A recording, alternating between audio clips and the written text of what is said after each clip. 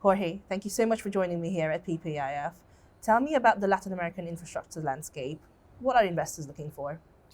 Yeah, thank you, Lily. It has been a great few days here at the conference. Love the energy levels. It seems like it's going to be a good year. People were very optimistic about opportunities and deployment, et cetera, right? So, in general, this is an insurance company focus event, right? There's a lot of insurance companies looking to invest in private markets as a source of what we'll describe as investment grade alpha. They are usually looking for long duration liabilities that deliver a premium return over the public equivalent credits. No? Public credits are trading pretty tight these days, and this is becoming more in fashion. No? How can you source that premium in private markets? When you think about infrastructure assets, they have some clear benefits for being essential, for being hard assets, for being more covenanted deals, et cetera. No? And high visibility of cash flows long term, and usually inflation protected. No? So usually infrastructure is a very good source of that investment grade alpha in the form of premium spreads over publics, and in the form of lower losses, better recovery, better defaults, because they have all these characteristics of essentiality and protections, right? So Latin America is in a way not different than that. You pick your countries, right? You go to the investment grade countries, those countries that deliver more protection to the investor, that attract foreign investment, and that have a proven track record of delivering good assets to the international investment community.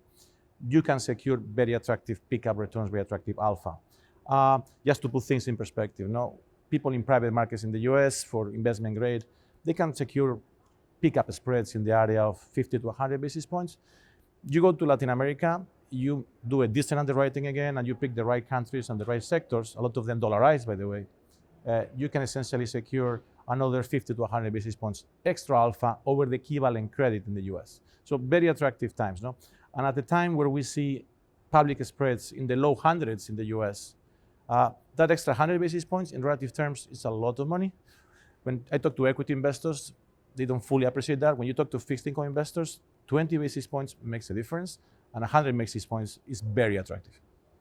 You already mentioned the regions that you're working across, but is there anything across the US or Latin America that particularly stands out to you? And which parts of infrastructure that stand out to you? Yeah, I have been fortunate to be very involved in my career in both the US market and the Latin American market, which gives you a lot of perspective about relative value, a lot of perspective about what works, what doesn't work in one market or the other. No, there's a lot of lessons learned from being in multiple sectors, markets, and countries. No? The way I think about how insurance companies will think about Latin America is, particularly US insurance companies, the opportunity in the US is just massive. So you have to anchor your deployment, you have to anchor your origination in the US market. But the way I see Latin America is a great complement to that effort. No? Latin America is a smaller market in infrastructure, but there's less competition. And also Latin America, what is very interesting is that issuers in Latin America, sponsors, owners of projects, owners of infrastructure assets, they appreciate much more the value of duration, the value of tenor. They like to issue long-term debt. No? In the US, we frequently face sponsors, issuers that think that liquidity is always going to be there. And they have been proven right for many, many decades, right? But Latin American issuers are much more prone, much more open to long duration assets that are very suitable for insurance companies. No? So when I think about both, and particularly the US, despite all the political noise with the change in administration and everything, the reality is that there's a massive demand for power. There's a massive demand for key infrastructure assets, and it's going to be a very big market, right? And we see that as the anchor of any strategy on investing. No? And we think, I'm very focused on renewable energy and decarbonization. We think the next 2 years are going to be actually busier than we thought before the Trump administration, because we think they're going to bring forward demand.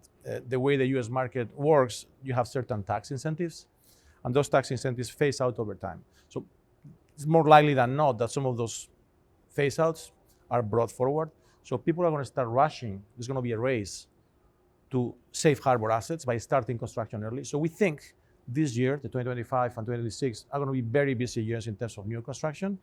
And we think the US is going to be the anchor of that deployment. But we think an investor should also keep an eye on opportunities in Latin America, because what is great about Latin America is that there's less competition and there's much more, in relative terms, you may have less volume, but there's more available to you and there is a better dynamic in terms of competitive tension for pricing and the likes, where a lot of alpha could be extracted for the investor. No? So we would recommend investors to always have a strategy where you allocate in your US dollar long duration infrastructure, you allocate something like 75 or 60% to the US and 25, 40% to Latin America to the extent there is opportunity for them.